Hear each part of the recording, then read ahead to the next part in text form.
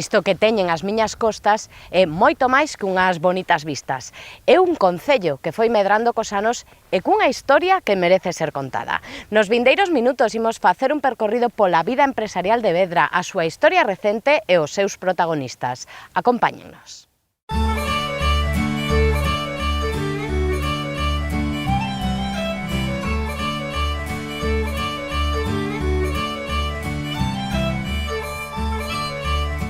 Nas primeiras décadas do século XX, Galicia era un territorio sen núcleos urbanos de importancia, sen industrias salientables e cunha economía de subsistencia artellada alrededor do sector primario.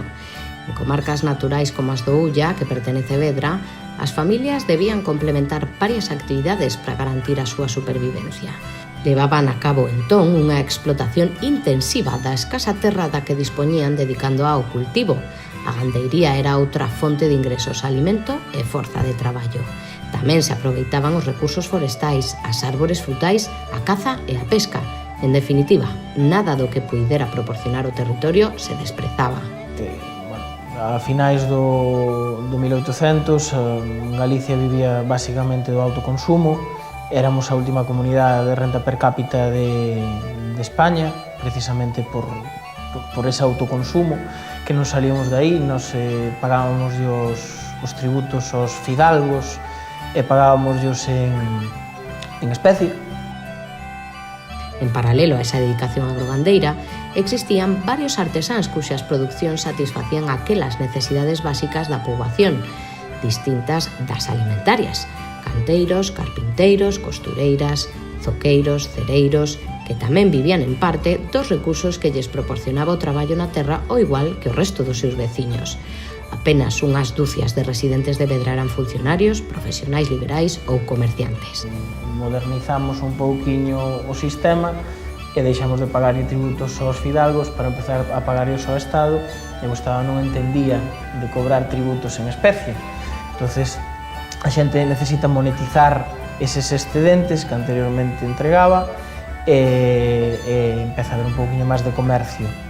Durante a primeira metade do século XX foron estas as ocupacións dos que residían no concello, pero nesas mesmas datas, arredor dun 13% dos que naceran en Vedra emigraron, ca finalidade de traballar e retornar cuns aforros que lles permitiran manter ou formar as súas propias familias.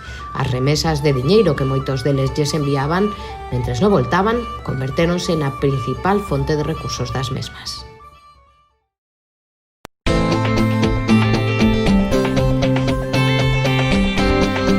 Sen dúbida, unha das empresas máis senlleiras e máis antigas de Vedra é o Grupo Ulla, pero como a moitas, esta empresa familiar comezou sendo un pequeno negocio. A primeira actividade data de 1880, cando o bisavó José García Bernárdez abriu unha panadería que logo se convertiría nun colmado. Que este documentado era panadería. A panadería derivou anos de guerra civil e posteriores un comercio de aldea. Un comercio de aldea era panadería, ferretería, venta de abonos e así hasta o ano 1966, que foi cando montamos a primeira gasolinera. Son moitos os que vinculan o Grupo Ulla co combustible, pero foi a boa Dolores, moi visionaria ela, a que tivo a idea de instalar o primeiro surtidor de combustible.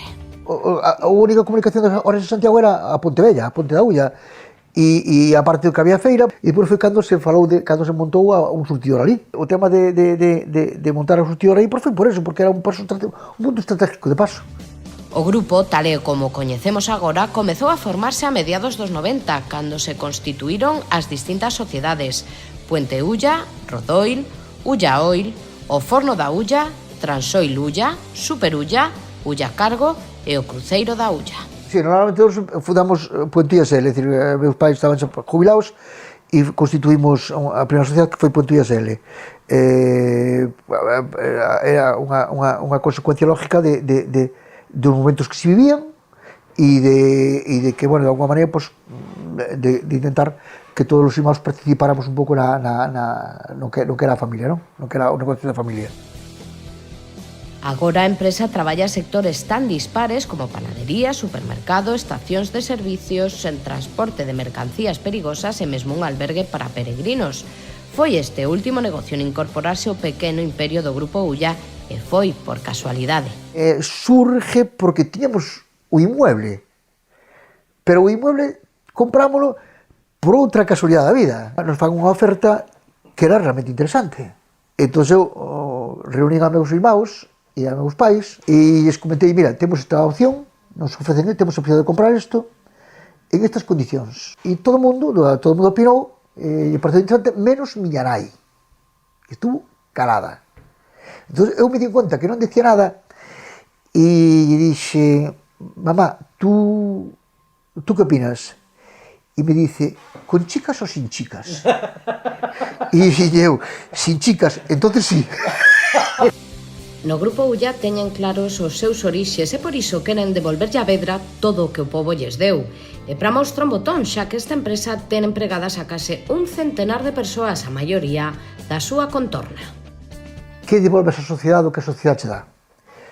E iso, home, podes facer a través de hai moitas maneiras de facelo, e nós pues, optamos un pouco por facelo a través de colaborar con entidades deportivas. É dicir, con entidades deportivas ou entidades non solamente deportivas, entidades que de alguma maneira pois colaboran pois en moitísimos aspectos da sociedade, non? Mais de 130 anos de historia na que viron medrar un pobo e axudaron a facelo.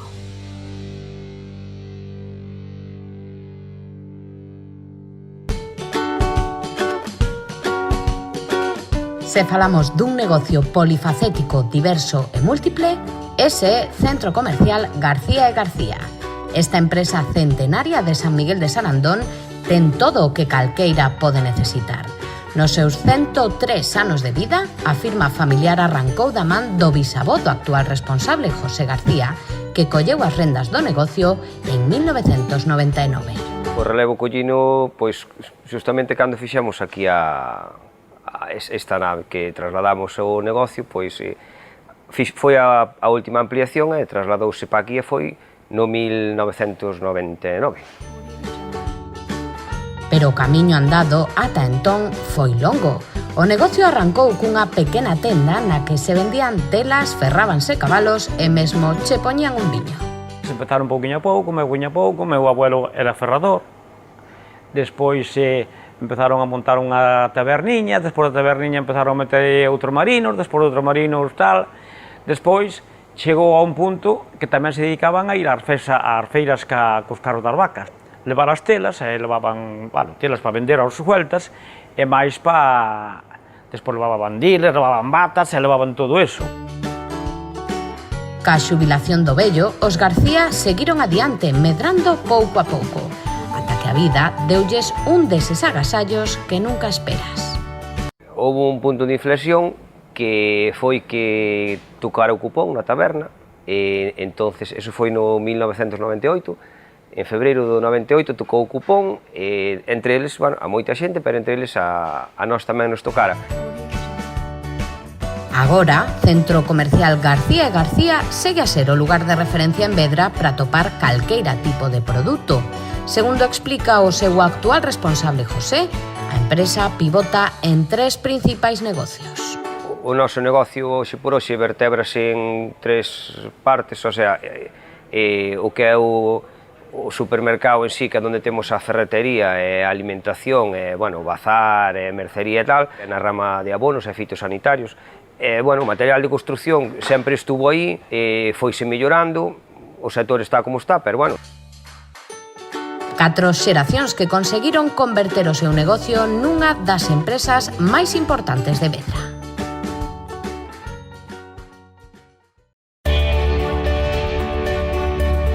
Non hai festa en Galicia que se precie que non teña unha boa foguetada. Iso pensou Arturo Penide, dono dunha taberna da Ponteulla, cando alá por 1920 decidiu abrir a Pirotecnia Penide. Con tan só 2 obreiros, foi forxando o prestixio desta casa, fabricando artificios de calidade e o máis seguros posibles, nunha época na que as normas de seguridade non eran as de agora. Daquela era máis divertido, porque daquela nos veciños é que aos fogueteiros e aos músicos, se ibas para unha festa, que meu pai quedaba a dormir na casa dun veciño de onde iba, dabanlle de comer ao fogueteiro esas tradicións que se perderon, pero comían nas casas dos veciños. A empresa conta na actualidade con 14 naves nunha superficie de 25.000 metros cadrados e unha capacidade de almacenamento de material pirotécnico de máis de 5.000 kilos. Ademais, ten 2 puntos de venda ao público no Barco de Valdeorras en Lalín. Unha modernización que se consolidou no ano 2000 cando Pirotecnia Penide recaeu en mans da terceira xeración da familia, un cambio que chegou da man da multitude de cambios normativos no sector. Temos calculado que aproximadamente a Pirotecnia ahora mismo ten un 40% máis de gastos do que tiña no 2000. Eso afectou moitísimo. E os precios non se axustaron ao que realmente tiñan que ser. Para darche unha idea, unha docena de bombas de primeira no 98 costaba 5.000 pesetas. Hoxe en día estáse vendendo a 40 euros. Ao longo de tantos anos de actividade, Pirotecnia Penide puxo ruido e troula en multitude de festas, o que dá de seguro para moitas anécdotas. Un botaba os morteros, os de tubo, e outro botaba as canas de lucería. E lá marchei con esta persona, e toda a tarde a quintos de cerveza, E empezamos a botar fuego, pero vía que a xente toda ríase seguido. Pero nesto que miro, é que pasaba que o home, cada vez que lle prendía un mortero, apártaste. Pero ele, en vez de apartarse, andaba a rolos polo... Caía seguido que a borrachera que tiña, prendía yo un mortero, brum! Ala, o tipo a rolos polo prado adiante.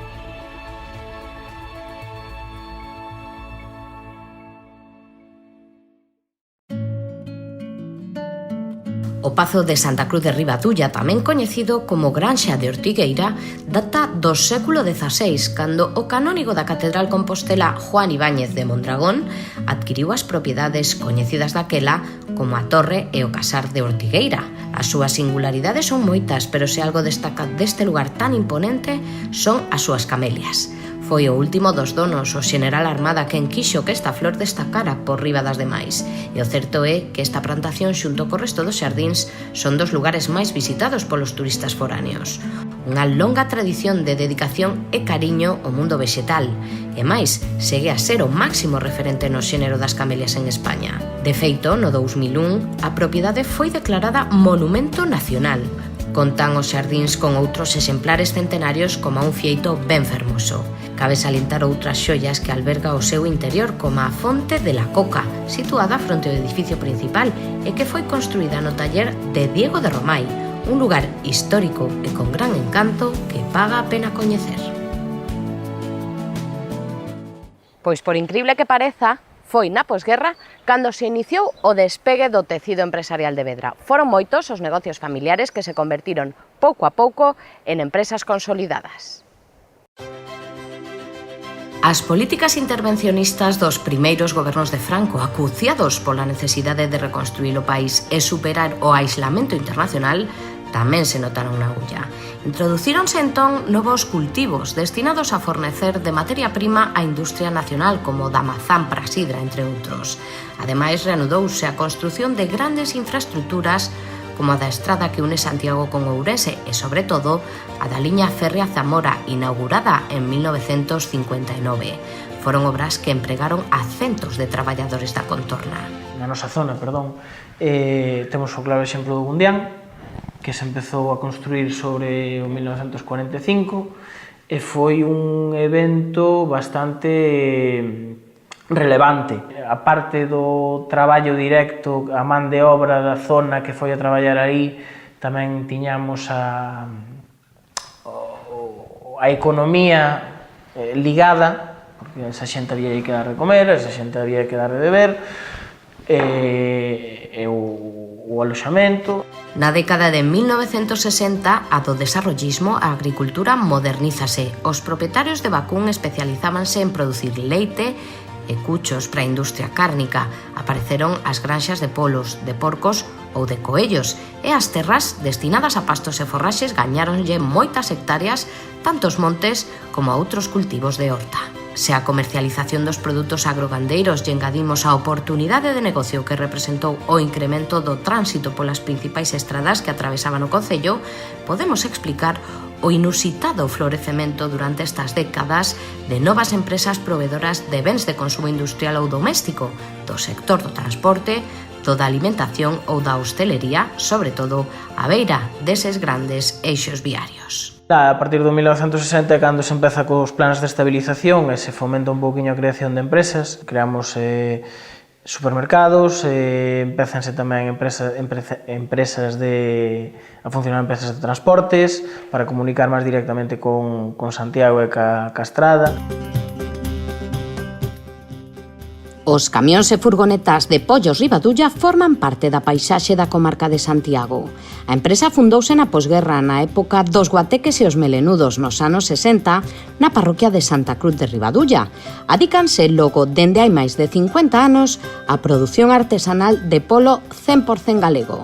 Foi o sogro dun dos seus cofundadores o que deu os primeiros pasos. Eso empezouse a escaldar polos nunhas potas da cociña. Escaldábanse polos, despois nunha máquina que andaba así unhos biombos alrededor, todo eso a man, plomar a man, eso era artesanal todo, eso era tremendo. O meu socio tiña un motocarro daquela que cando subía pola Santa Lucía arriba, a motocarro iba detrás, como a motocarro andaba pouco, había xente pilla, e eu por atrás virlaban os polos, subindo pola Santa Lucía arriba. E cando chegou á praza, levaba a mitad das caixas. Pollos Ribadulla conta con 2 granxas propias e 24 de produción integrada, e o coidado a materia prima é constante, dende a entrega de crías ata a súa alimentación e saúde. E nós entregamos aos granxeiros os pitiños dun día, toda a alimentación que hai que darlle, toda a técnica que hai que eso, nunca lle sacas a materia prima a calidad, jamás. Unha das máximas de Pollos Ribadulla é dar riqueza á súa comarca. Así, esta empresa ten agora en plantilla preto de 70 empregados, todos xente da comarca, iso sen contar cos autónomos que traballan nas granxas ou na distribución do produto. Temos moita xente do entorno, e ademais, aquela xente que é máis ou menos cumpridora, traballadora, dentro dos ritmos normales, jubilase xente. É dicir, que non mete xente para decir se cada X tempo, non, son contratos formales, contratos de empresa que jubila hasta aí e se acabou. Outro dos puntos fortes desta firma avícola é a mistura perfecta entre tradición e innovación, e que Pollos Ribadulla está en constante evolución. Así, dende a súa fundación ata hoxe, produxéronse moitos cambios na xestión e na produción. A excelencia alcánzase, segundo o seu fundador, cos pequenos detalles. Para Pollos Ribadulla hai 2 piares importantes, a atención ao cliente e a responsabilidade. 2 valores que se manteñen dende os seus inicios e que fan da empresa un negocio no que confiar.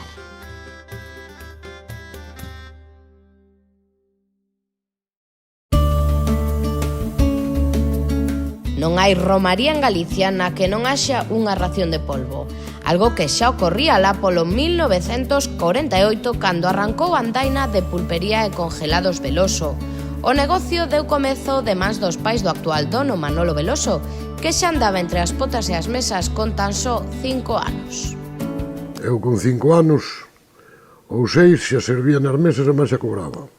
Temos botado aí no lavadero da Ulla desde as 2 da mañá hasta as 5, hasta as 4, mazando no pulpo e lavando, e pois pa feita. Non tiña nin 18 anos cando Manolo comprou un camión que abriulle as portas a España inteira e mesmo parte do estranxeiro. Xa compramos un camión novo de fábrica e xa empezamos a ir por todos os lados. E despois eu empecei a lanzar ao espacio.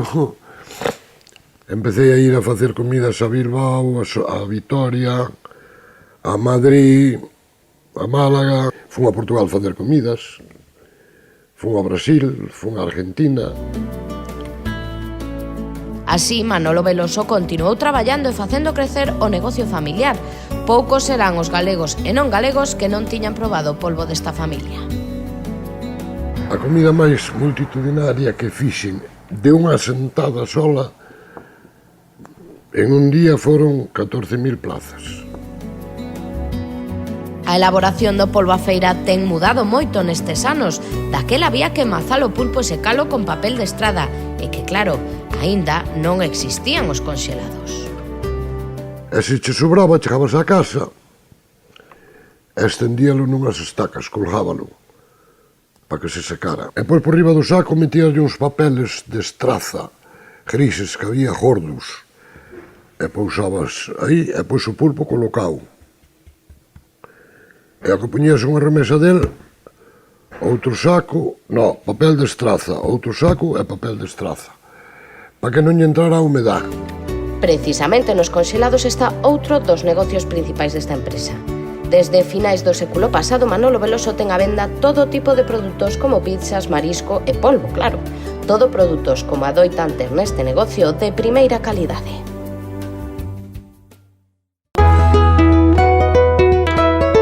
As mellores e máis frescas verduras e hortalizas que se comercializan por España adiante chegan de moi preto.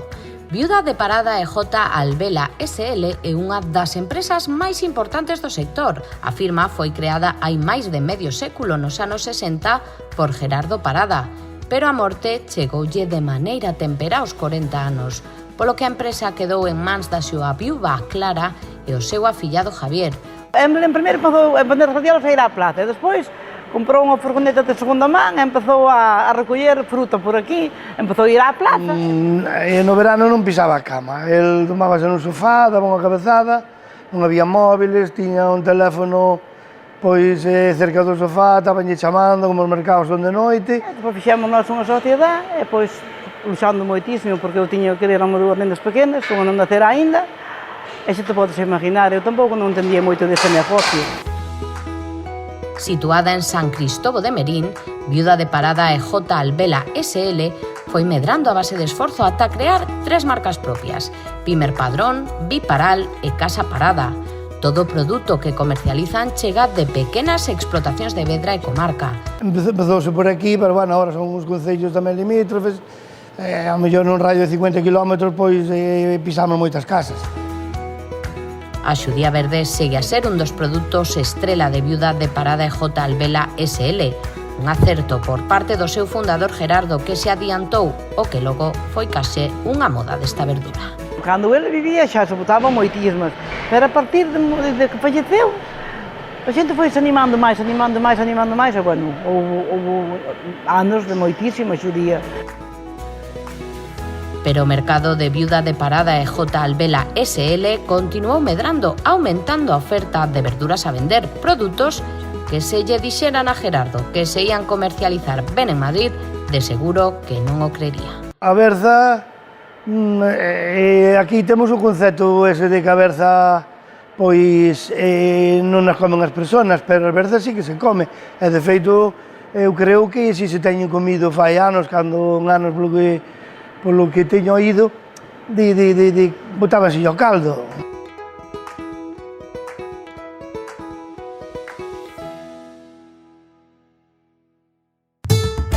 Os 60 foi unha década moi fructífera no concello de Vedra no que a creación de empresas se refire.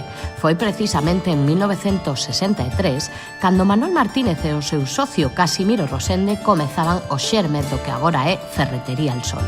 Tras varios anos distribuindo produtos Celtia e de droguería a finais dos 60, Manuel púxose en solitario o fronte do local en Santa Cruz de Ribadulla, no lugar do Sol, convertindo o negocio pouco a pouco nun referente na bisbarra. Pero o meu pai sempre foi moi atrevido, non lle importaba arriesgar, buscaba cousas que foran distintas, diferentes.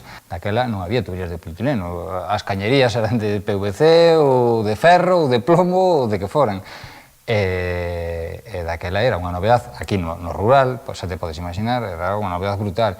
Miña nai dedicábase a buscar material, iba a comprar onde son, empezaron a meter bombas e motores.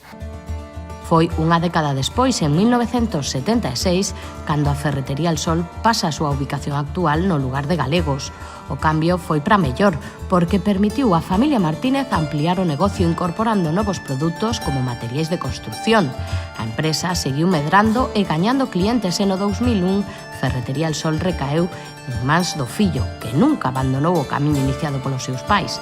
Así, Manuel sempre tivo claras as premisas marcadas polos seus antecesores: servizo ao cliente, atención e seriedade. Nun arranque de sinceridade dixen, bueno, a ver, teño que deixar de tirar cos cartos meu pai e facer algo útil da miña vida. Bueno, ofrecíame esta posibilidad. Inicialmente non quería, isto non era o meu traballo, pero bueno, foi-me enganchando como unha droga, foi-me gustando e agora sigo aquí.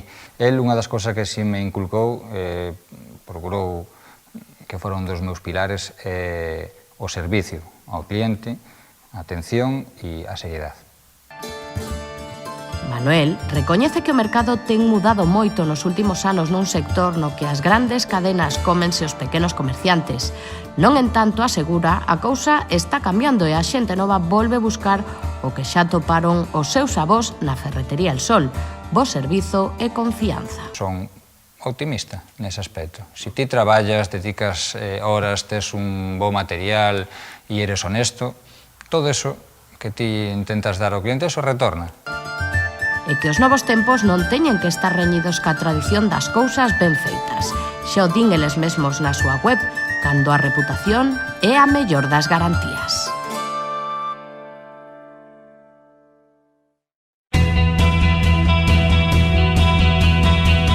O Centro Comercial O Terrón é outro exemplo máis de que o tesón e o duro traballo ao longo dos anos levan o éxito. Esta empresa fundouse en abril de 1955 e, como a outros moitos, iniciouse como un bar e ultramarinos. Foi a sogra do fundador Arturo Carajaville quen lle animou a comezar o negocio. Ao final a miña sogra, que daquela non era, non cabe duda, díxome un día, mire, eu vexo-te moi animado cara a filla, parece que vexo-te que estás algo preparado en cuentas, eu se queres, doiches a casa, a casádamos, e volledes o negocio. E nós casamos no ano 16 de outubro do ano 1954, e o negocio abrimos en abril do ano 1955. E poñemos bar e supermercado. Pero Arturo Carajaville non foi nunca home de quedar parado e do pequeno bar e ultramarinos pasou a conducir un taxi, o primeiro de Vedra. Tamén ampliou o negocio cunha panadería e mesmo abriu unha sala de festas. E bueno, comprei un coche, empecé a funcionar con taxi, tamén foi bastante ben. Servíame aí dunha panadería de cerca pan, pero o pan que sempre me enchajaba escaso e veía que aumentaba a venta de pan. E tamén abrí unha panadería que me marchou moi ben. Salía con un grupo de Santiago que iban por aí a tocar e había que a sala de festas funcionaba. Entón foi cando acordei de poñer unha sala de festas. O éxito do Centro Comercial O Terrón basease en dous piares: confianza e responsabilidade. A súa ubicación e tamén o servizo de reparto conseguiron facer deste negocio unha institución en Vedra. Na zona rural ti conoces a todos os veciños e todos os veciños te conocen. Se tú, o sea, lle vendes un produto que non cumple o mínimo, logo che dice, oye, Manolos ou Mari Carmen, que pasa? Isto non vale. Nestes últimos anos, pois, tivemos unha evolución bastante considerable. E aínda que a cara visible desta empresa son homes, as mulleres sempre xogaron un importante papel no desenvolvemento do Centro Comercial O Terrón.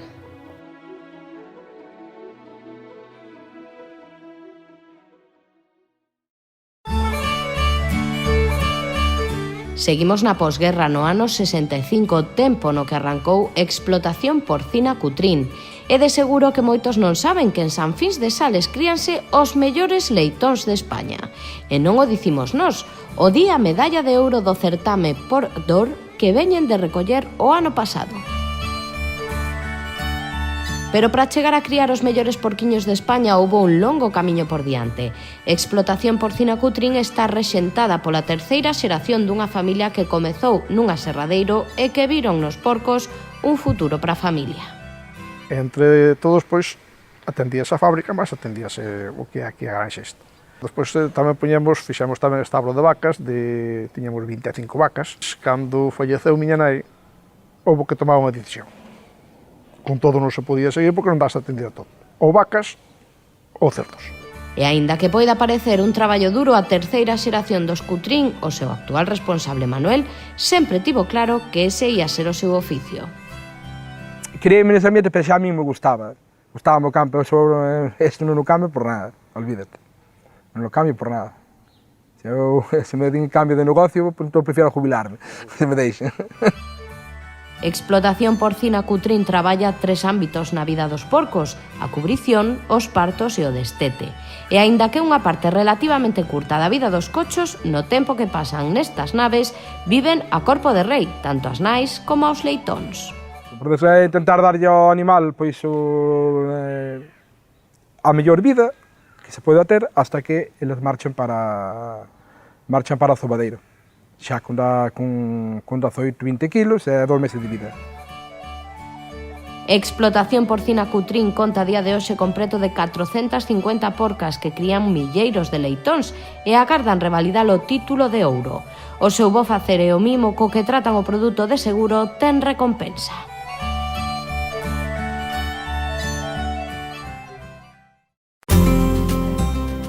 Hai oficios centenarios que continúan a día de hoxe aínda que adaptados aos novos tempos. É o caso que nos ocupa a continuación o da familia Nogueiras, carpinteiros históricos de Vedra que siguen adiante co negocio dende os anos 60.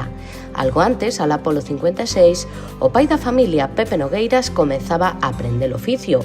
Foi fabricando ferramentas e utensilios dos que agora poucos se ven, como pipos e carros. Polo 56 fomos aprender o oficio. O 57 foi para o cuartel. Marchei para o cuartel e por min, eu todo que puxo a trabalhar eu solo. Empecé, polo 65, empecé aquí a trabalhar na casa. Ali tiña o coberto, tiña ali a máquina e traballaba. Non foi ata o ano 83 cando Antonio Nogueiras comezou a traballar man a man co seu pai. Non en tanto era algo que non lle resultaba lleo porque naceu case entre as máquinas. Empecé con el cando saín da escola, 16 anos. Nacín ali no medio. Daquela era un sistema moi distinto. Traballábase moito para a casa particular e traballo pequeno. Porque as obras daquela íbanos facendo según había cartos. Hoxe colocaban unhas portas, mañán botaban un suelo, pasado así pouquinho a pouco. Case que son das poucas carpinterías que seguen a traballar a madeira pura e dura como materia prima. E iso saben no ben a clientela que segue a recurrir a eles para facer traballos de rehabilitación e reparación de todo tipo. A experiencia tamén vale. E porque houve detrás alguén que nos puxo moi a camiño, porque un oficio destes non é fácil aprendelo, todos os días están aprendendo cousas. E se tes un respaldo que te apoia, que te vai axudando momentos o necesitas, tamén vas collendo unha experiencia que da outra forma non a colles. Moito ten cambiado o negocio dende que se iniciou. Primeiro pola maquinaria e logo polo tipo de encargos que se facían. Houve un momento que houve que darlle unha volta moi grande, porque o sistema de traballo que había antigo non iba co que che pedía o mercado agora mesmo.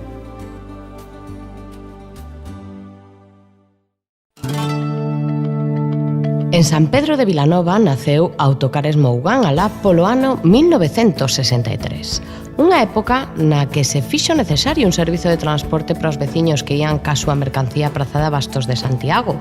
Severino Mougán comprou o seu primeiro autobús co que mesmo levaba porcos que persoas ás feiras. Comprou aí un coche en Santa Cruz que chamaban La Noche, que facía un servicio de Santa Cruz-Santiago, e montou tamén un servicio Ulla-Santiago de viaxeiros. Un coche deses transformou nun misto de levar animales e viaxeiros para ir ás feiras. Uns 20 anos despois incorporouse Manuel, o fillo de Severino, que foi quen de ter visión de futuro ampliando o mercado e facendo crecer o negocio. Eu cheguei á empresa, demoslle un cambio e un salto xa un pouco máis a facer viaxes un pouco xa para fora tamén. Eu empecé con 21 anos. E entón foi cando se empezaron a comprar coches novos e a facer un pouco máis de mercado. O transporte de escolares centra boa parte da actividade de Autocares Mougán, aínda que son moitos os servizos que se prestan. Que un 75% do ingreso do que aguanta a empresa é o escolar. E, sempre equipos de fútbol e viaxes a nivel nacional e algo internacional. Estuve en Francia, en Lourdes, estuve en Lisboa. Na actualidade, Mougán conta con 6 autocares, un camión e un tráiler, vehículo que xa está en mans da terceira xeración desta familia de traballadores natos.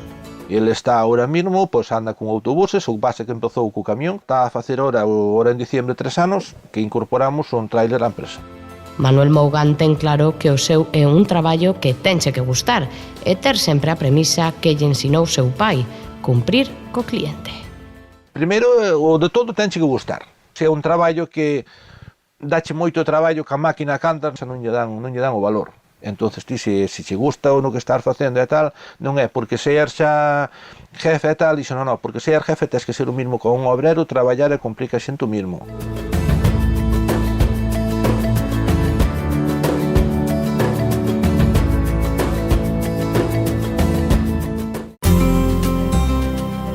A historia de Muebles Ulla comeza coa avó de Antonio, o actual propietario da empresa, que foi carpinteiro de profesión e que mesmo meteulle man o mítico hostal dos Reis Católicos. Por exemplo, que foi cando se restaurou o que é o hostal dos Reis Católicos, non? Pois que, pediron carpinteiros e tal, e el fora un deles. E pois xa foi cando empezou o meu pai xa a modernizar un pouco o tema, o sea, xa empezou a meter maquinaria no taller, xa empezou co tema do mueble en serie. Antonio é a terceira xeración de Muebles Ulla que ven como avanzaba a sociedade a través dos mobles que ian precisando. En Muebles Ulla están orgullosos de manter os clientes de toda a vida. Aseguran que a súa clientela actual son fillos dos antigos clientes e iso di que as cousas se foron facendo ben. E pese que a familia Ferradán sempre tivo fama de ser de fiar, sempre había xente desconfiada no mundo. Había xente que, fíjate ti, ahora pasa todo ao revés. Ahora, comprache un mueble non queren que lle leves a poder ser o da exposición, non? Antes collían e disimuladamente, cando ti non te dabas conta, movíanche o mueble e facíanlle igual unha cruz por detrás para estar seguros ao chegar á casa, e miraban e tal, pois sí, é o tal. E como hai que seguir evolucionando, agora é o fillo de Antonio, Diego, o que se ocupa de darlle unha volta ao negocio adaptando aos novos tempos. Dende 2004 entrou oficialmente, pero sempre estivo vinculado. Tanto vendedores como montadores teñen que estar en constante, aprendizaxe, transformación, porque, xa che digo, ahora vai moi rápido, non? Hoxe hai unha colección e dentro de 2 anos esa colección está anticuada, quero dicir, incluso ter as tiendas ao día hasta é complicado. A calidade é sempre importante, pero neste negocio o que prima é o deseño. E diso en Muebles Ulla saben moito. E por suposto un trato cercano e persoal, case familiar, para que os mobles que saen deste negocio fagan sentir o cliente como na casa.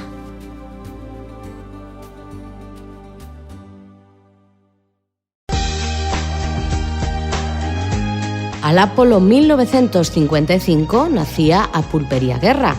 Este negocio comezou cos pais de Juan Guerra, o actual propietario, que os seus primeiros recordos están ben sellados as romarías e o polvo. Recordo meu que tiña 7 anos, ou 6, ou 8, non sei ben, estábamos no San Martiño un día que chovía que nin a leche, ca pulpería, no San Martiño de Calo. De activo fuerte foi cando faltou meu pai. Eu estuve aí colaborando sempre, desde esos dos 7 ou 8 anos. Pero ahora máis de jefe, daquela era máis intermediario, máis supervisor, agora, se algo vai mal, os responsables son eu.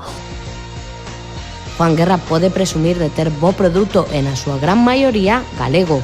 De feito, seguen a mercar todo o polvo que poden na Costa da Morte.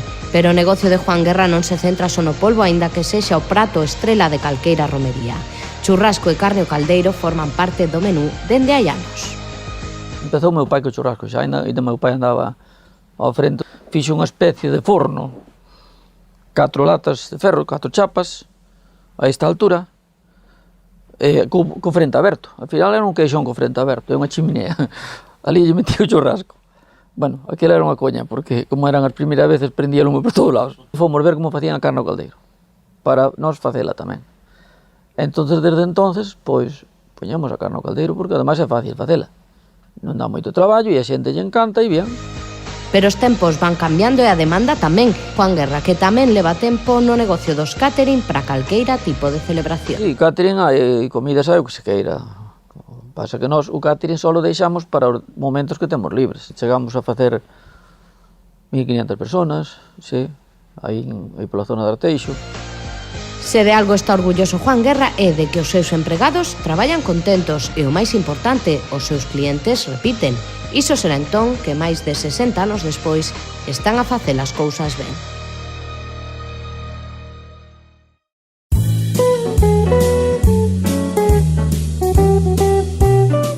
Moitas veces non somos conscientes de que os materiais que nos rodean na nosa vida cotiá chegan de tan preto.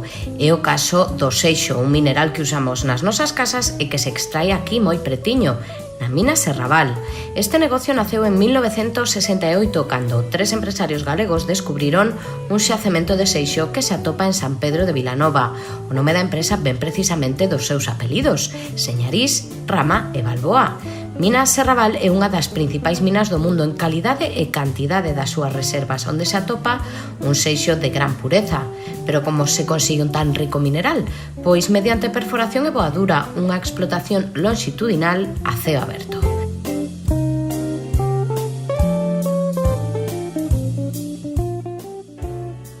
Desta explotación saen pedras de seixo que poden ir dende os 120 mm a tarea de 1,5 mm e poden enviala a calqueira punto do planeta.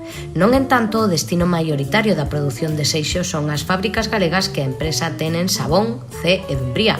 No caso do material que non cumpre a calidade suficiente para ser utilizado como seixo metalúrxico, emprégase na industria da construción ou na xardinería. Vamos, que non se tira nada. E máis, o respecto ao medio ambiente é unha das prioridades de Mina Serrabal. De feito, sempre están a buscar as fórmulas para reducir o consumo de auga e mesmo restaurar os espazos afectados. Así, na Mina Serrabal levase a cabo o proceso da minería de transferencia, que consiste en enchelo o comineiro cos propios estériles do proceso e desta maneira non é necesario crear entulleiras exteriores e redúcese ademais o espazo afectado pola actividade mineira.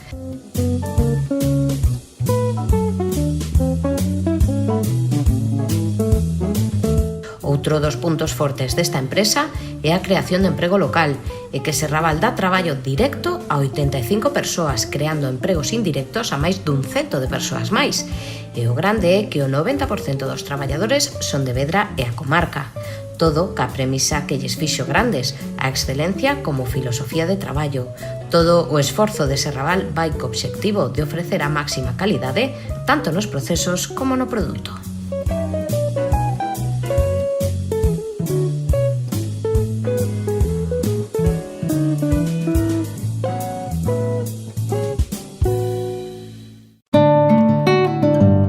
Moi preto da histórica ponte de Gundián ubícanse as viñas da familia Valdés. Dende hai máis de 30 anos son propietarios de 22 hectáreas de viñedos na marxe do río Ulla. Grazas á ampliación no 2001 da denominación de orixe Rías Baixas, fundouse a actual adega. Lo que es la estructura llevamos aproximadamente sobre 15 años aquí. Se empezó poco a poco y ahora mismo por lo que tenemos son 22 hectáreas de albariño. Pero o xerme da adega Valdés vende moito máis atrás. A familia foi adquirindo pouco a pouco os viñedos ata completar con cabeza e sempre pensando na calidade do produto, o que agora é o negocio dos Valdés. La idea es crecer con cabeza y crecer con, ya digo, apostando siempre por la calidad, tanto en el cuidado de la tierra, que es por donde empieza la uva a salir, al embotellado, es decir, calidad, calidad y calidad. A uva, que por excelencia se recolleita nesta adega, é o albariño, pero nestes viñedos tamén podemos atopar a variedade treixadura que permite elaborar viños chamados plurivarietais e que lle dan distintos aromas aos caldos. E así, pasiño a pasiño, chegaron a facer ata 7 viños distintos, aínda que a alma mater da adega é e será sempre Gundián. A medida que fuimos creciendo en distribución, fuimos creciendo en clientes, pues lógicamente la empresa tiene que evolucionar y tiene que crecer también en marcas. Y luego tenemos Gundian, el clásico de siempre, con el que participamos en concursos, con el que hemos ganado medalla de oro, como el que tenemos segundo premio en Bruselas. Y luego tenemos las otras marcas que, siendo el mismo vino, son marcas diferentes. E pese o gran éxito de Gundian e das outras marcas da Adegas, o Valdés e o xerente do negocio, Luis Cid, teñen claro que eles non son unha fábrica de facer viño. Si nosotros somos una bodega pequeñita, que estamos en el mercado con en torno a las 300.000 botellas, pero que crecemos, ya digo, poco a poco, paso a paso, y no nos parecemos en nada a las fábricas que sacan 5 millones. Ese crecemento controlado tradúcese en novos proxectos. O último, un espumoso de Albariño. Este año ya saldrán algunas botellas del primer espumoso de Gundian. Estamos hablando de 3.500 botellas que es para probar, es decir, es para probar.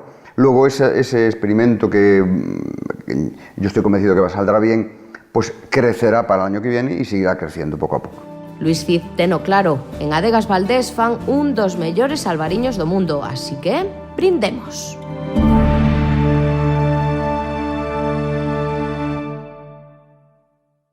E co xerme da democracia continuou o despegue do tecido empresarial de Vedra. O branco e negro deu paso ao color e o fin da ditadura deu pé á creación de novos negocios que foron medrando a pesares das distintas crises dos 80 e dos 90. A partir de 1975 non só se inicia unha nova etapa política en España, senón que tamén se experimentan as transformacións socioeconómicas máis importantes dende o século XVIII en todo o país e particularmente en áreas rurais como as de Vedra. As explotacións agropecuarias especialízanse definitivamente na produción láctea e na horticultura e floricultura, que son cultivos intensivos a tempo parcial na maior parte dos casos. En toda a ribeira da Ulla comenzanse a plantar cepas de albariño e a finais do século XX os seus produtores e industrias vitivinícolas pasaran a formar parte dunha subzona da denominación de orixe Rías Baixas con máis de 300 hectáreas de terreo. Os nosos traballadores iban a Santiago, traían o salario para aquí, con ese salario pois montábanse servicios ou montábanse empresas e empezan a surxir máis albergues, hostais, casas de comidas, restaurantes. Volvemos a explotar a mina e crear varias empresas ligadas a eso, xa non directas, sino indirectamente. O tecido productivo beneficiarase como nunca antes o fixera do elevado incremento das iniciativas privadas tanto no sector servizos como no industrial e da construción. Este último contará con varias empresas de tamaño pequeno e medio que se verán favorecidas polo crecemento da área periurbana compostelá.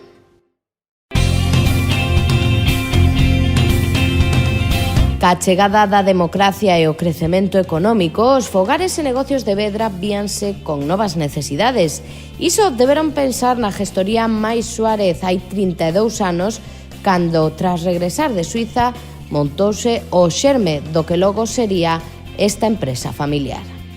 El foi seminarista e ali aprendeu prácticamente despois cursos e moita lectura, moita lectura. Foi autodidacta, por decirlo así. Meu pai non ten ningún título oficial, nin de FP, nin universitario, nin. Creo que a súa vocación naceu por axudar a xente, por conocer unha materia que non era conocida polo resto do mundo, do público en xeral, e ao mellor, vindo de aí, poder axudar a xente cos seus conocimientos.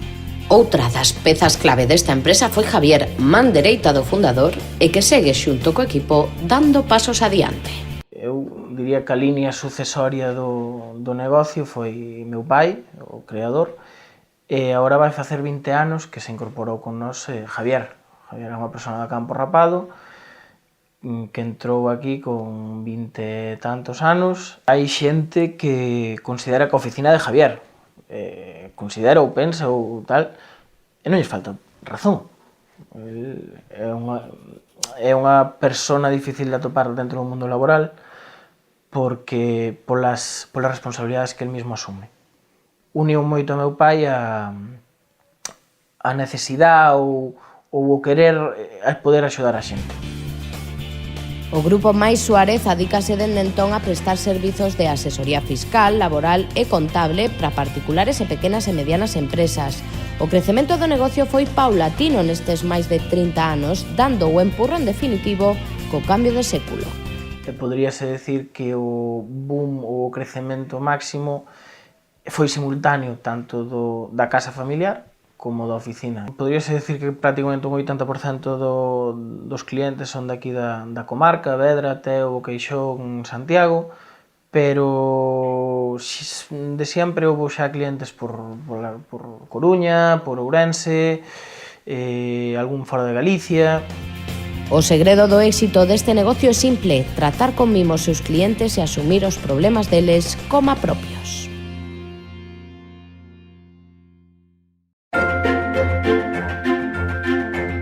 Nunha zona como a Vedra, na que os animais dan de comer a moitos, faise necesario darlle de comer a eles, e ca mellor calidade. Diso ocúpase Bograu, unha empresa con 30 anos de experiencia que está dirixida actualmente por Manuel Orosa, segunda xeración deste negocio familiar en constante crecemento. Claro, xa era un mocete e estaba na edad de emprender. Entón, pois eu dicía, a ver, nós temos que comprar o pienso, a fábrica de pienso, e os nosos polos, o coste do polo, o 80% é pienso. Entón, creía que debíamos facernos o noso pienso, non? Pois fomos capaces de facelo. Empezamos con unha fábrica moito máis pequena que é hoxe, pero non deixou de crecer. Non houve un ano en 30 anos que non crecera. Dende Bograu créanse pensos para todo tipo de animais como vacas, porcos, coellos, cabalos e ovellas, pero sen dúbida a súa especialidade son as galiñas e os polos. Nós estamos moi especializados en agricultura, en galiñas e polos. O 90% da nosa produción vai destinado a alimentar a galiñas de huevo, a producción de huevo, e a polos para a produción de carne. Facemos polo polo, como os nosos amigos estaban relacionados co mundo da galiña, pois a quen íbamos a venderlle primeiro aos amigos. Bograu é unha empresa polivalente e sen perder de vista os seus inicios e a súa principal liña de negocio, que é o penso, conta con outras firmas á alza. Por exemplo, Labralia, a rede comercial de agrotendas. Naceu Labralia, un proxecto de modernización de agrotiendas, dándolle o concepto da agrotienda un concepto moito máis elevado do que viña sendo, porque antes o que tiñan era un almacén simple. Unha agrotienda pois, é un supermercado do campo. Aquí nos nosos almacéns todo con agrotienda vende, nós témoslo, absolutamente todo. Pero Manuel Orosa non é home de quedar quieto e xa está con outro proxecto interesante en marcha e de seguro con moito futuro. Demos un paso con valentía, con decisión, e creamos a empresa Olivar de Moura SL, que a marca de aceite de oliva virxen extra Galeo. Estamos potenciando en Galicia a plantación de oliveiras. Creo que é un momento moi oportuno. E como aceite de oliva, como negocio en sí, pois esperemos que algún día poida ser negocio. Non só facemos aceite de máxima calidad, non producimos no concepto de buscar cantidad. Se buscas cantidad, perdes calidad. Sexa o que sexa o negocio onde se mete Manuel Orosa, o que ten claro é que o primeiro é a calidade do produto a vender e despois un bo servizo. Nisto centran moitas horas do día en Bograu para que o cliente quede sempre satisfeito e logo volva.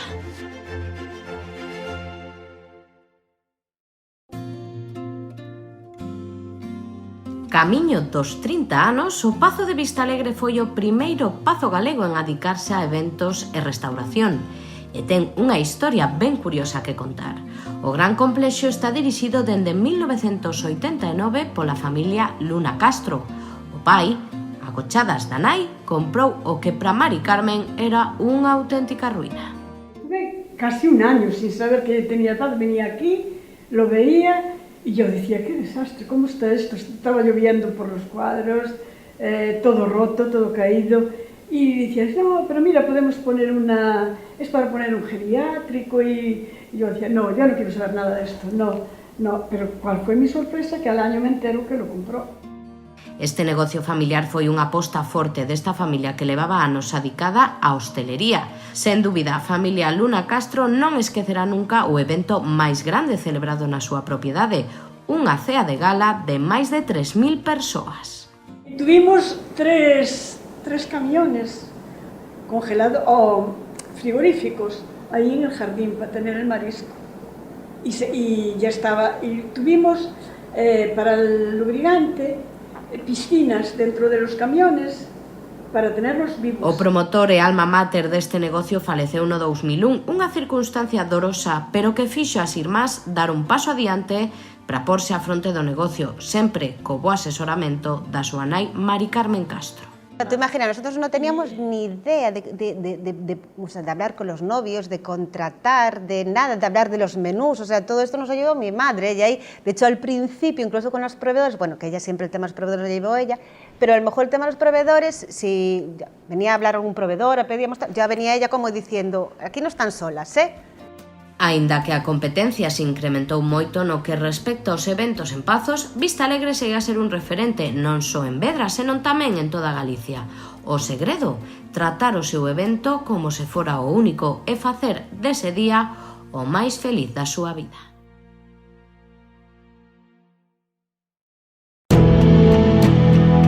Non dirán que non houbo grandes visionarios en Vedra. A historia da seguinte empresa, Persianas Metálicas José Cea, naceu dunha idea novidosa como outros tantos negocios. Pero claro, hai que estar no momento xusto, no lugar adecuado e ter ganas de traballar. O pai sempre foi un pouco mañoso en moitas cousas. Un amigo que tiña que empezou que vendía cousas e todo iso, pois ofreceu un pouco un día, dixo, se podía montar persiana e todo iso, dixo, bueno, pois empezou pouco a pouco. Ao ver que había futuro nesto, depois empezou a ter material. Iso que pasa, que antes a mellor traías material máis xusto, ou que sea, non se traía máis en bruto como ven agora. E resulta que, a raíz dese material, pois iba formando a persiana, iba facendo tal. Que pasa, que antes había dos modelos.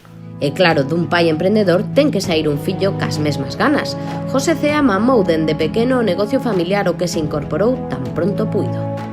Salía dos últimos cursos de colexio e todo eso, me gustaba o negocio, se iba con un asunto dele, gustaba, bueno, mirar como facían e todo eso, tal.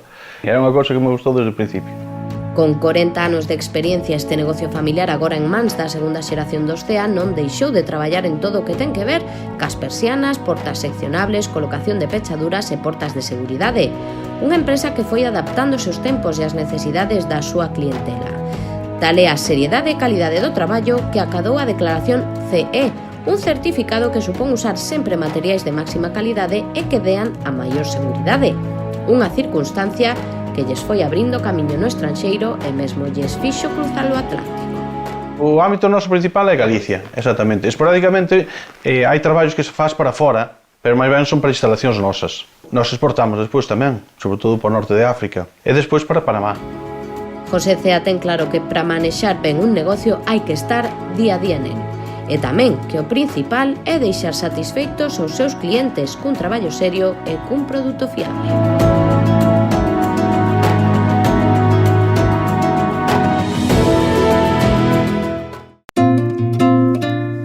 Co boom da construcción naceu en 1998 Construcciones Luis y Alfonso.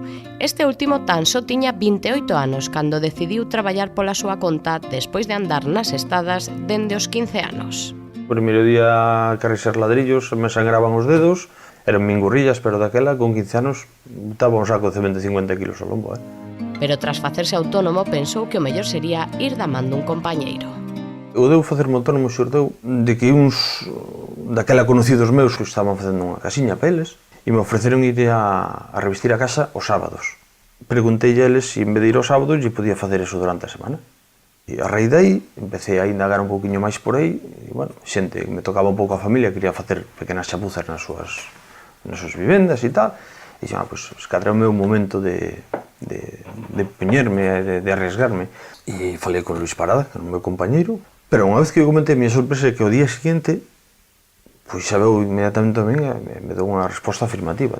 Eses anos foron anos bons para o sector da construcción cando alá polo 2003 chegou a ter ata 16 traballadores. Logo chegou a crise, pero nesta empresa souberon levala non deixando nunca de traballar.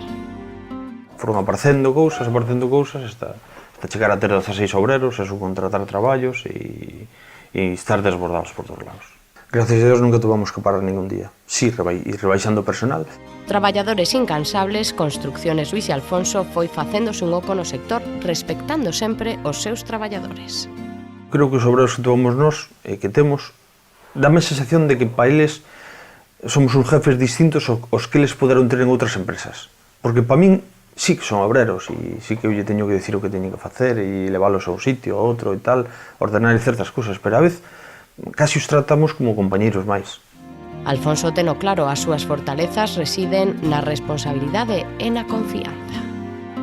Que se ao largo da obra eu vexo algo que non vai ben, eu primeiro vou a decir a eles, mira, eu creo que isto debería facer desta maneira, ou pensa que o podes facer desta maneira que se queda ben.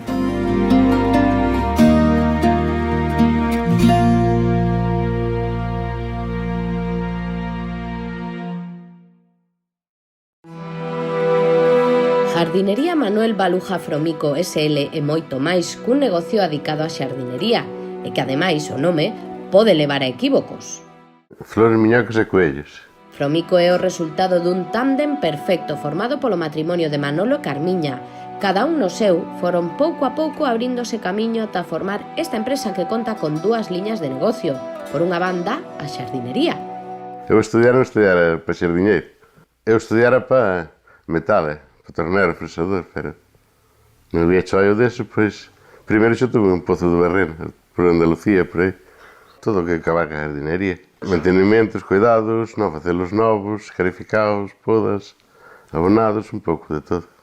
Se queres diseño, pensamos que facer o diseño, entonces despois, bueno, toda a caixa que facer, darlle un herbicida, queimar toda a caixa malo, empezar a preparar o terreno, se queres riego, montarche o riego, sembrarche, facerche a plantación que queiras. A outra pata deste negocio encabeza Carmen Pérez, máis coñecida por Carmiña, que dende ben nova foi limpando polas casas ata que foi abrindo negocio a outro tipo de limpezas máis profesionalizadas. Empecé con 16 anos a traballar en Santiago, sempre. 4 anos traballei en casas. Despois empecé nas limpiezas, con comunidades, e foi cando empecé a seguindo, collendo o traballo, pois así, pois casi sin facer propaganda ninguna, de boca en boca, pois vas empezando e aí foi cando empecé. De limpiezas de comunidades, de oficinas, de ayuntamientos, de todas clases de limpiezas. Estes traballadores incansables teñen visto de todo e o que ten meterse nas casas e nos traballos da xente. Antes ibas para traballar, non encontraba con nadie, non había problema ningún. Ahora sí. Ahora isto é que ás 5 da mañán desde o miércoles para adiante me encontro con todo. De non que non me deixan aparcar o coche na calle. Un exemplo máis de que o duro traballo e a constancia dan os seus froitos.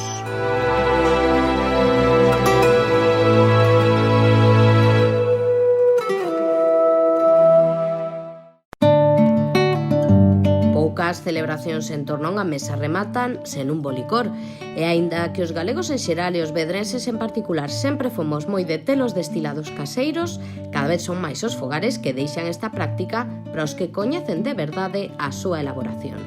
Ben saben isto os propietarios de Aguardientes de Galicia, que leva dende o 92 modernizando e internacionalizando os nosos mellores licores.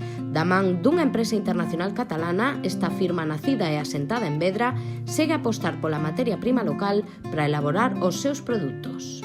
Y apostamos por estar lo más cerca de la tierra con los mejores productos de la tierra para poder llegar a la máxima cantidad de gente al mejor precio posible.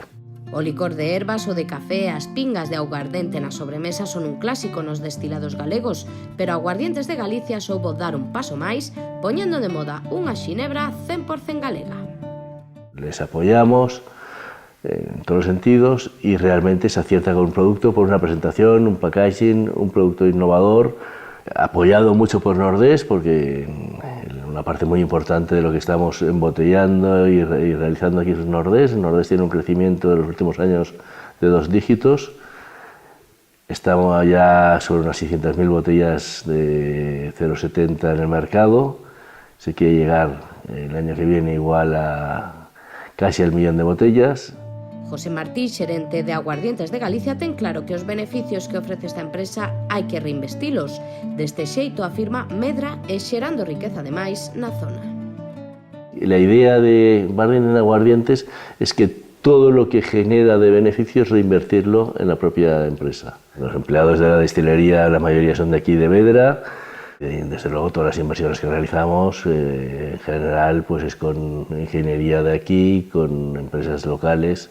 Esta empresa catalana ten claro que investir en Vedra en Aguardientes de Galicia foi unha opción acertada. Dos nosos antepasados herdamos as técnicas e receitas segredas e isto unidos coñecementos actuais e os últimos avances técnicos, afirma consigue elaborar unha gama excepcional de licores e destilados. Galicia es innovadora, Galicia se ha abierto, Galicia siempre ha estado en todo el mundo, los gallegos han viajado, han conquistado y tienen una gastronomía conocida por todo el mundo. Bueno, faltaba también producir productos más novedosos. Xa saben, o pedir un gin tonic de Platú, Nordés e Ventocelo, marcas consolidadas de Aguardientes de Galicia, podemos dicir con orgullo que son de Vedra.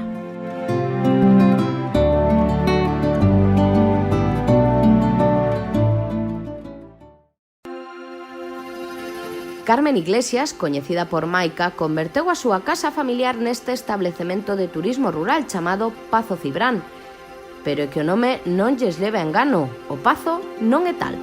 Realmente estas casas feitas no século XVIII, como foi esta, era unha granxa ou unha casa solariega. Unha granxa era unha casa que se facía no campo para ir a vivir ao campo no verano.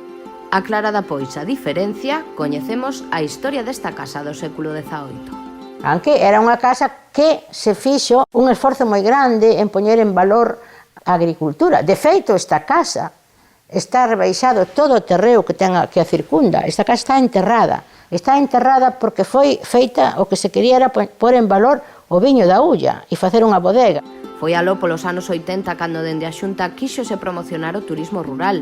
Maica non o pensou dúas veces e así naceu o que agora coñecemos como Pazo Cibrán. Nos viñamos aquí, meu marido e máis eu, a pasar unhas pequenas vacacións de Semana Santa, que estuvo moi bo tempo, e quedamos 15 anos, ata que restaurei a casa. E entón eu foi cando pensei, porque me gustaba a idea de ter unha casa aberta para a xente, esa idea sempre me gustou moito. Pazo Cibrán conta con 14.000 metros cadrados de terreo, 11 habitacións e paz, moita paz. Maica adora ter xente na casa, xente con inquedanzas, as que amosarlles como é Galicia, a nosa cultura e o noso. Normalmente a xente que ven a este sitio sabe ben a donde vai buscando, aparte dun contacto coa natureza, que pode estar nunha casa, que podes estar paseando un pouco por o xardín, por debaixo das árbores, lendo aí tranquilamente, a hospitalidade e a cultura de noso, a nosa maneira de ser e de vivir. Sen dúbida, o entorno do Pazo Cibrán fai que a visita sexa un agasallo para os sentidos, e que, como ben di Maica, Vedra mistura unha boa ubicación xeográfica ca tradición labrera galega intacta. Vedra hoxe ten un bo enclave no centro de Galicia para influir, para dirixirnos a calquera punto. E gracias a Dios Vedra aínda conserva moito este ambiente agrícola e de natureza. É por iso que Maica non dubida en animar os mozos a volver ao campo no que asegura segue a haber futuro.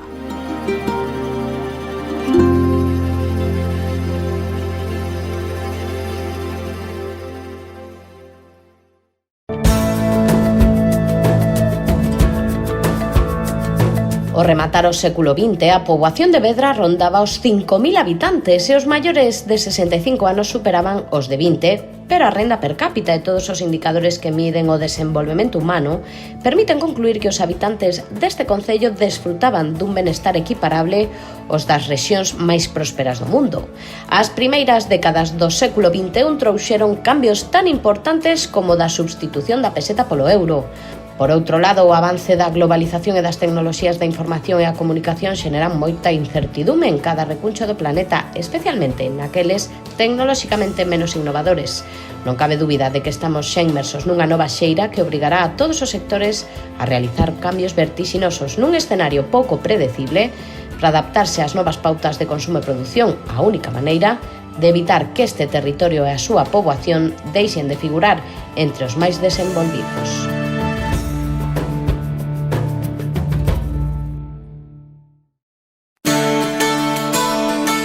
Son Mochi Maceira, axúdote a contarlle o mundo, o teu barrio, quen eres e como podes mellorar as súas vidas. Esta é a carta de presentación doutra das emprendedoras máis novas de Vedra que leva dende 2012 abríndose camiño no mundo do marketing e o deseño de marca. Unha labor complexa, pero moi necesaria nos tempos que corren. A importancia que ten a marca é realmente diferenciarse e conservar e gañar cuota de mercado. Realmente as empresas queren vender e o consumidor está todos os días sobrepasado con todas as marcas que hai, con toda a información, con toda a publicidade. Se non o comunicas, o público non se entera.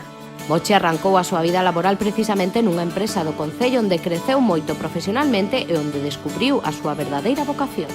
A min o que me gustou de toda a vida era pintar, toda a parte plástica das marcas, toda a parte de marketing, quixen aumentar a miña formación en deseño e dedicarme a isto. Con casi unha vintena de proxectos ás súas costas, Mochi Maceiras ten claro que este é o seu camiño e por iso segue formándose para logo ofrecer o mellor produto aos seus clientes. Especialmente orgullosa estou de todos, porque todos ao final forman parte dun proceso máis ou menos laborioso, pero que che dá satisfacción porque, ao final o cliente vende máis.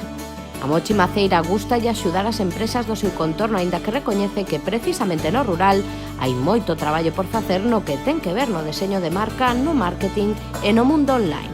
Pero moitas delas empezan a traballar de boca a boca, empezan a traballar a nivel local porque son coñecidos e realmente deixan nun segundo plano a marca porque a captación de clientes o mellor faise de outra maneira, máis cercana, non? Apaixoada co seu traballo, Mochi Maceira está convencida de que o que fai, ao final, é axudar os demais a ser mellores e o que é máis importante, a venderse mellor. E como ve o futuro? Mellor que o presente. Como ela mesma di, todos somos especiais e, no fondo, sabemos que é posible chegar moi lonxe.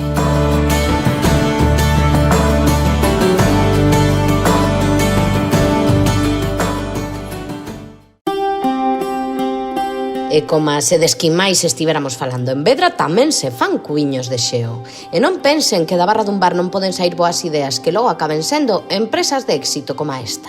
Foi unha cousa que se me ocorreu estando en un local que vin que se quedaron sin hielo e que efectivamente cada local tiña o seu fabricador de hielo. Pero esos fabricadores fabrican o que fabrican e en un momento os puntas non dan abasto.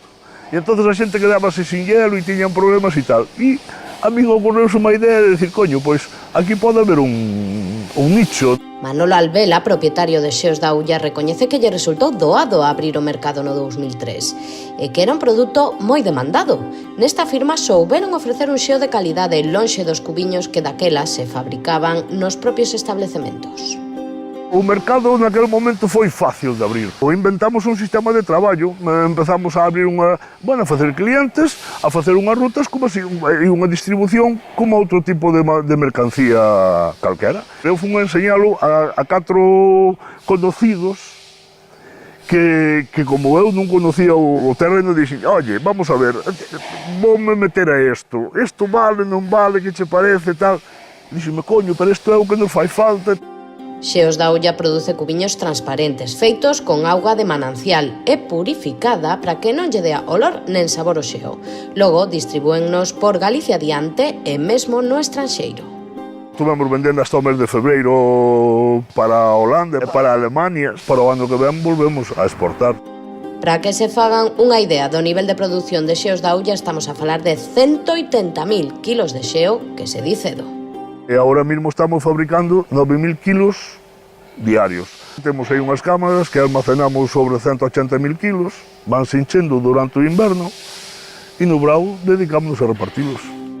Manolo recoñece que nunca pensara que o seu negocio chegaría tan lonxe.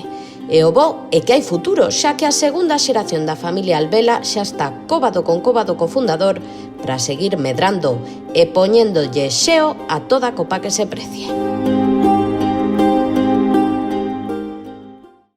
Pezas delicadas, xoias artesanais para noivas e convidadas de boda moi exixentes e que queren algo único para lucir nun día moi especial. A isto adica horas, moitas horas, moitísimas horas, Charo López, unha emprendedora de Vedra que pouco a pouco foise abrindo paso nun negocio que arrancou como un hobby e que rematou como unha auténtica vocación. Era un hobby. Deime conta cando formación tras formación, empezaron a valorar o traballo, os meus profesores e os meus compañeiros de gremio. Esta traballadora incansable pasou por moitos empregos ata que no 2011 arrancou o que agora é o seu atelier. Antes formouse por España adiante cos mellores artesáns do Estado. Quen me impusou, pero directamente, casi me dá unha patada e me impusa en plan, ya, foi a miña orientadora laboral. Non me coñecía de nada e un día cheguei ali co currículum, había citado, e de pronto veu que mentre eu traballaba tiña un montón de formación. Foi en plan, pero e isto por qué? E lle dixen, non, porque me empezou a gustar e empecé pouco a pouco e quixen saber máis e quixen ir aprendendo. Nin imagina unha de materiais que poden levar sombreiros e tocados como os de Charo López, un verdadeiro traballo de artesanía que lle rouba horas o sono. A intención inicial foi necesito algo que me permita traballar dentro da casa. E se por encima o que fago me gusta e me pasan as horas así, moitas veces estou no taller e digo, deben ser as 9 da noite, miro o reloj e son as 12. E digo, non pode ser, outro día máis igual. Sempre me pasa, que me pasan as horas voando. Charo López sinte paixón polo que fai e iso amósase no seu traballo.